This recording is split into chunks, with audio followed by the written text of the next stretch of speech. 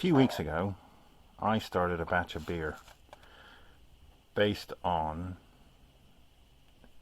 a YouTube video I watched about a guy who made beer using muesli from a shop.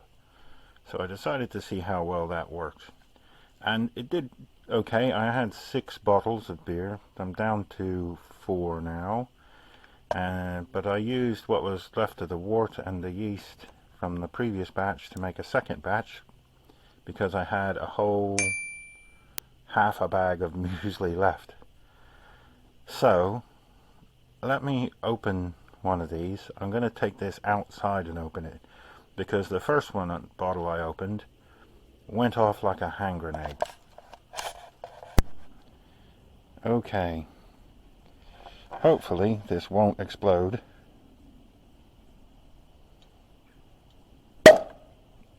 Oh, that was alright actually. Not too bad. Let's take this inside and have a taste test. Okay, so let's try this.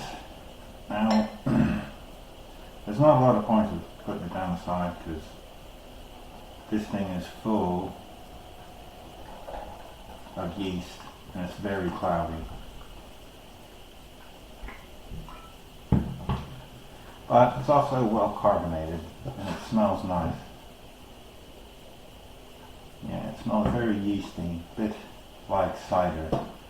These bottles in the UK, they cost normally about £3, but I actually bought beer in this from Aldi for £3. So effectively, I bought the bottle and got free beer. But what I did was I used a bag of muesli, some tea, and a lot of sugar. And I boiled up the muesli with some tea bags and used that as the wort for my beer. Then I put that into probably 3 or 4 liters of water and then some yeast. I didn't have brewer's yeast, so I just used regular old bread yeast. But it's come out well, actually.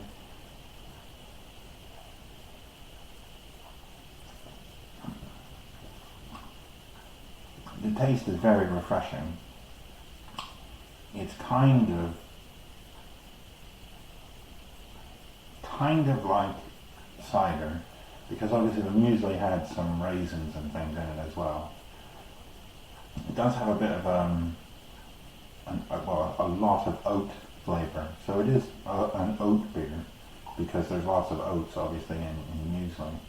So it's a lovely oat beer, and it cost me next to nothing, because, you know, bread yeast, active bread yeast packets, you get 20 for £1, and muesli was like £1.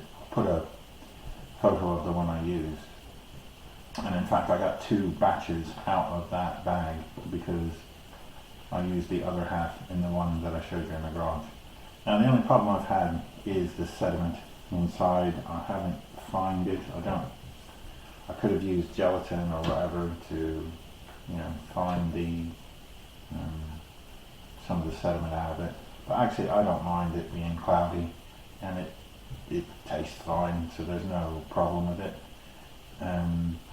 I think I will next time try and decant into a separate container, so that I remove the vast majority of the sediment, and then I'll leave it to set longer so that the sediment settles more before I bottle it.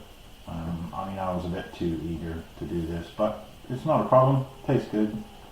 I know this is a bit outside of what I normally do. It's not languages, it's not electronics, but I thought you might enjoy just something random. So if you like this sort of random stuff about life and the universe and everything, please subscribe and hit the bell to let you know when something's happening. Thanks for watching. See you soon. Cheers.